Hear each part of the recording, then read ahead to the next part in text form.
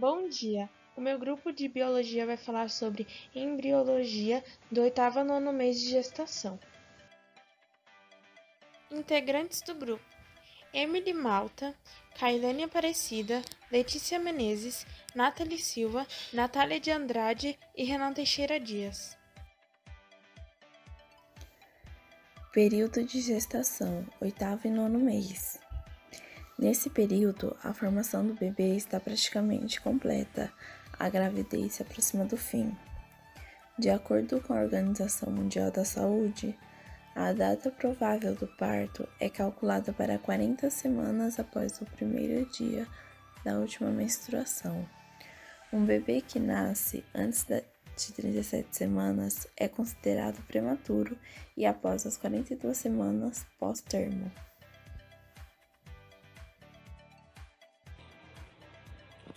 Oitavo mês de gestação. Corresponde ao período que vai da 31ª semana à 35ª semana. Nesse período, o líquido amniótico, que se apresenta com cerca de 700 ml, continua a aumentar de volume e a quantidade de gordura do corpo do bebê também aumenta ainda mais, fazendo com que sua pele fique menos enrugada. E em razão do aumento significativo do útero, as micções maternas começam a ser mais frequentes. A respiração fica mais difícil, assim como caminhar, já que as pernas e os pés tendem a inchar. Em algumas gestantes, o seio já espelha o colostro, com aspecto amarelado, e há também o aumento das secreções vaginais.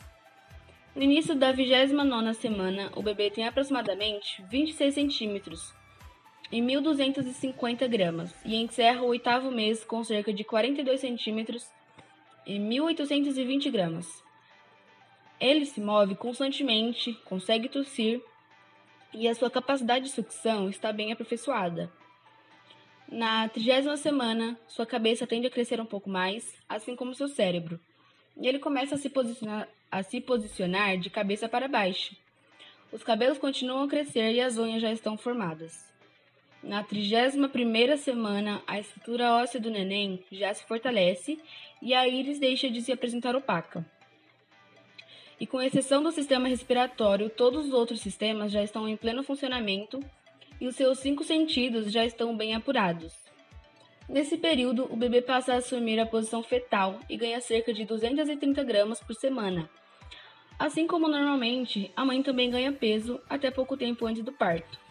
E na gestante, ela começa a sentir as famosas contrações de Braxton Hicks, que são contrações uterinas que podem ser percebidas habitualmente a partir do 3º trimestre de gravidez. Ao fim do 8º mês, na 32ª semana, o bebê já apresenta aspecto bem semelhante ao que vai ter quando nascer e o corpo bem proporcional. E os movimentos passam a ser menos frequentes em razão do seu crescimento e da diminuição do espaço.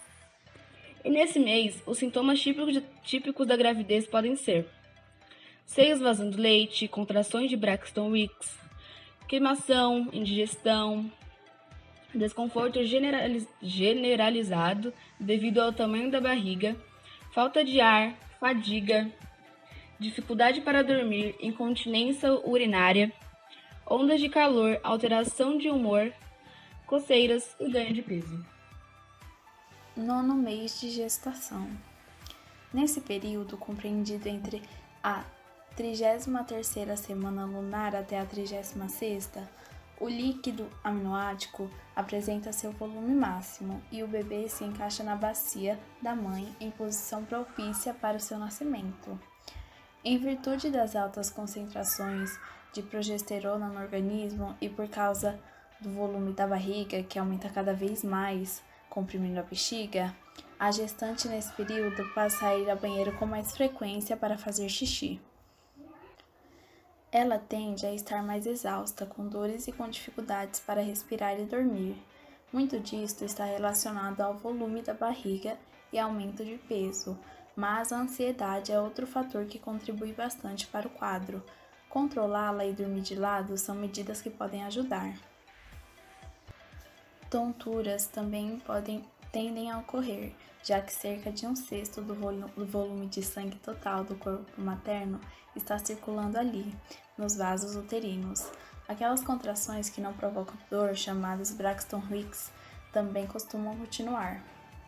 Em torno da 35ª semana, os seios podem ficar mais inchados e doloridos, em virtude da produção de leite. Como o espaço em que o bebê está fica cada vez menor em razão do seu crescimento, socos e chutes tendem a cessar, dando lugar a manobras que, em muitos casos, chegam a desalinhar a barriga materna. No 9º mês, o bebê já é capaz de ouvir, sentir, tocar e ver. O sistema respiratório encerra o processo de formação e seu sistema imunológico começa a se desenvolver, o que significa que em breve o bebê não precisará mais dos anticorpos que recebe através da placenta. Além disso, nesse período, o fígado da criança está mais ativo, armazenando maiores quantidades de ferro. Por isso, é bom que a gestante inclua em sua dieta alimentos como feijão, beterraba, carne e espinafre. Agora, o futuro recém-nascido apresenta cerca de 3,45 kg de comprimento. Em razão desse aumento de massa, a criança se apresenta com a pele menos enrugada, suas mãos já agarram com firmeza, ela é capaz de detectar a luz e sua pupila aumenta ou diminui de tamanho, de acordo com a intensidade luminosa. O vernix caseoso, que é uma substância gordurosa, esbranquiçada e espessa, produzida pelas glândulas sebáceas e que recobre a pele do bebê, tende a desaparecer, assim como aquela penugem encontrada na pele de muitos recém-nascidos, chamada de lanugo. Ao mesmo tempo, o cabelo fica cada vez mais evidente, podendo mudar de cor e de textura. O parto. Na 40ª semana de gravidez, a última semana, o bebê pesa em torno de 3.300 a 3.700 gramas e mede cerca de 50 a 51 centímetros dos pés à cabeça. Nessas semanas, o bebê deverá nascer, mas poderá aguardar até a 41ª semana e 3 dias para vir ao mundo. Se as contrações não iniciarem espontaneamente até esse período, o médico provavelmente terá que fazer uma indução de parto com ocitocina sintética no hospital. Existem 2 tipos de parto, o parto cirúrgico e o parto vaginal. Retenção placentária. O que é retenção da placenta? Ocasionalmente, a expulsão da placenta nem sempre ocorre de forma natural e imediatamente após o parto. Quando a placenta não é expulsa na primeira hora após o processo de nascimento, ela pode gerar certos riscos. A placenta retida também ocorre quando uma parte da placenta não é expulsa. A retenção geralmente ocorre durante o parto normal, mas durante a cesariana também pode não ser completamente retirada. Isso pode ser determinado estudando se a placenta com ruptura ou se for observado que não é uma placenta inteira. Em casos raros, a retenção da placenta não apresenta sintomas instantaneamente, porém aparecem pouco a pouco. O que causa a retenção da placenta? As mulheres que sofrem de placenta retida sempre mostram certas causas conhecidas. Alguns fatores podem aumentar o risco de retenção da placenta. Entre as principais causas estão: a placenta se implantou dentro de uma cicatriz no útero, houve um nascimento prematuro, parto induzido, placenta lobular ou outras anormalidades placentárias. Se a mulher apresentar um desses riscos, não deve se alterar, e não pode-se considerar isso como garantia de futuras complicações. O médico saberá como indicar as instruções pertinentes.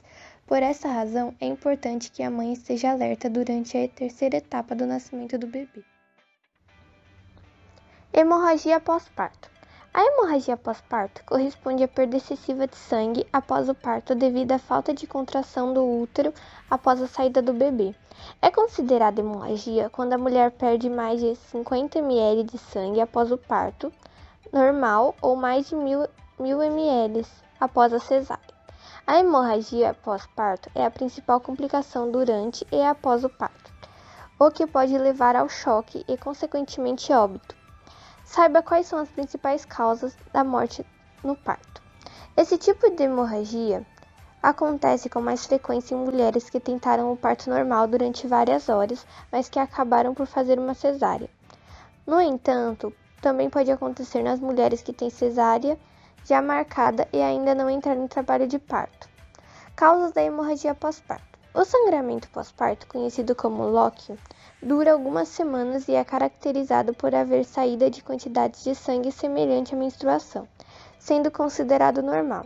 No entanto, quando é verificada a perda de quantidades excessivas de sangue, é sinal de hemorragia, cuja causa deve ser identificada e o tratamento ser iniciado logo em seguida. Algumas das possíveis causas de hemorragia de pós-parto são: trabalho de parto prolongado por mais de 12 horas, atônia uterina, que é a perda da capacidade de contração do útero após a saída da placenta, grande distensão de útero durante a gravidez de gêmeos ou mais bebês, presença de miomas no útero, o que dificulta a contração do útero durante o trabalho de parto, uso de medicamentos, como relaxante muscular ou de grandes quantidades de magnésio durante a gravidez, ferida no útero, causada por um parto espontâneo, alterações no processo de coagulação sanguínea, em que a paragem do sangramento é mais difícil.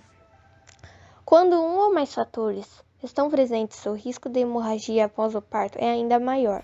Apesar de ser mais comum durante o parto, esta hemorragia também pode acontecer até o primeiro mês durante o parto, caso tenham ficado vestígios da placenta ainda colada no útero. No entanto, esse último não é colocado a vida da mãe em risco de morte. Trombose venosa. O fato de ficar muitas horas deitada ou em trabalho de parto e devido à presença de pequenos êmbolos de sangue ou gases, pode haver a formação de trombos, que impede a passagem correta de sangue através dos vasos sanguíneos da perna. Se o trombo se deslocar, poderá chegar ao coração ou ao pulmão, trazendo maiores complicações. A trombose é caracterizada pelo inchaço de uma das pernas, dor na panturrilha, batimento cardíaco acelerado e falta de ar. O médico pode indicar o uso de remédios anticoagulantes para facilitar a passagem de sangue, como varfarina e heparina. Embolia pulmonar. A embolia pulmonar ocorre quando o êmbolo ou coágulo chega ao pulmão, comprometendo sua irrigação. Com a diminuição da circulação sanguínea, este órgão fica comprometido e surgem sintomas de falta de ar, dificuldade respiratória, dor no peito, aumento da frequência cardíaca, pressão baixa e febre. O que fazer? O médico poderá receitar analgésicos e anticoagulantes para facilitar a passagem do sangue e o uso de máscara de oxigênio. Em alguns casos, pode ser preciso recorrer à cirurgia. Choque hipovolêmico. O choque hipovolêmico, também conhecido como choque hemorrágico, é uma consequência da hemorragia pós-parto, já que essa condição acontece quando a mulher perde muito sangue, sendo o coração incapaz de bombear corretamente o sangue para todo o corpo. Esse tipo de choque é caracterizado por palpitações, tontura, suor, fraqueza, dor de cabeça muito forte e persistente, falta de ar ou dificuldade para respirar, além de colocar a vida da mulher em risco. O que fazer? Requer a transfusão sanguínea para repor a quantidade de sangue necessária para manter a função de todos os órgãos e sistemas. Pode ser preciso mais de uma transfusão, além de uso de suplementos de ferro por algumas semanas. Após o hemograma, indicar a presença de hemoglobina e ferritina em valores normais, o tratamento pode ser encerrado. Depressão pós-parto. A depressão pós-parto é um transtorno psicológico que pode surgir logo após o nascimento do bebê, ou até cerca de 6 meses após o parto, e o que é caracterizado pela tristeza constante, falta de interesse no bebê, baixa autoestima, desânimo e sentimento de culpa. Essa situação pode ser desencadeada pelo medo de se tornar mãe, devido ao aumento da responsabilidade, dificuldades no relacionamento ou estresse durante a gravidez. Sintomas da depressão pós-parto.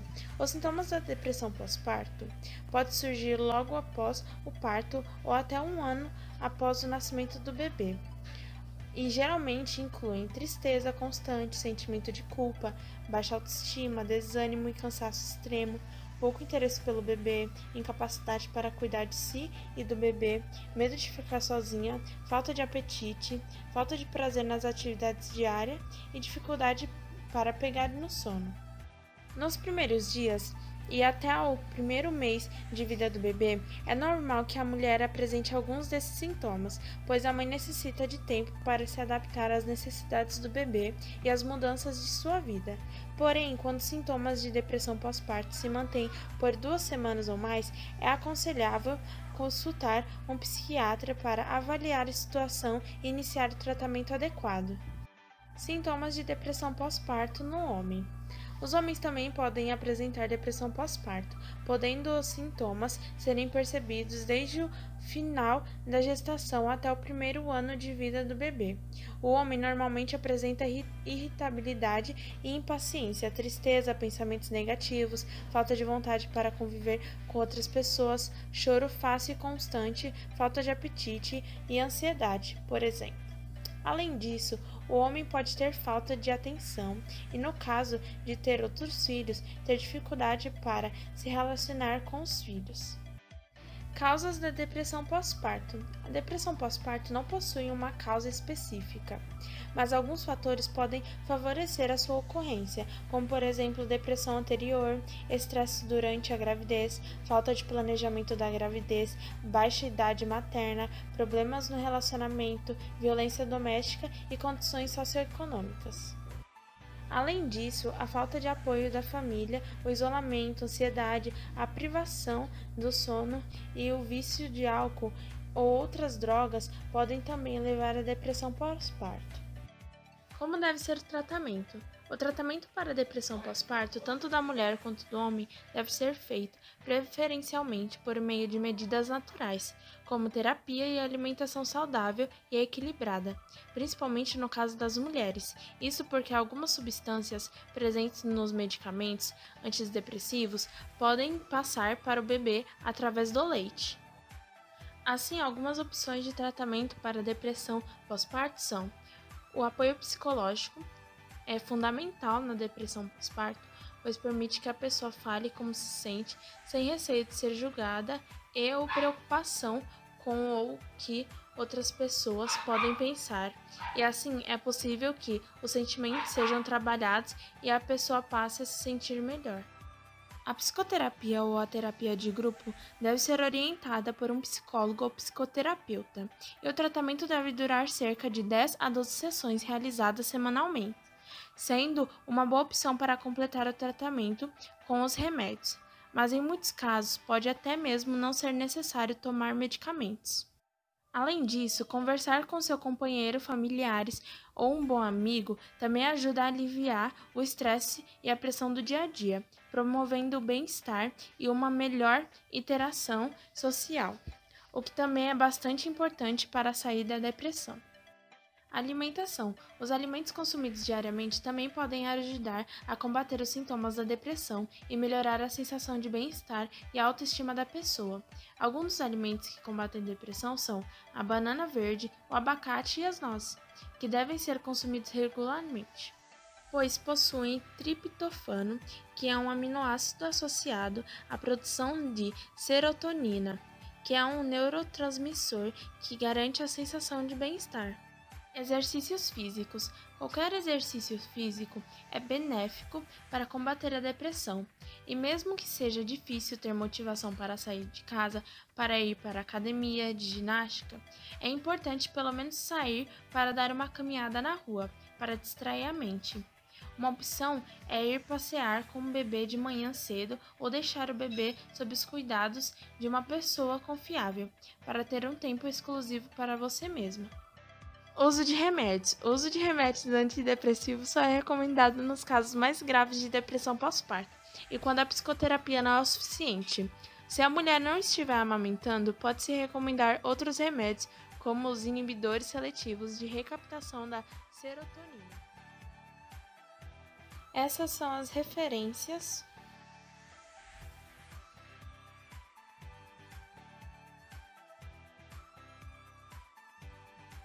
os créditos e obrigada pela atenção.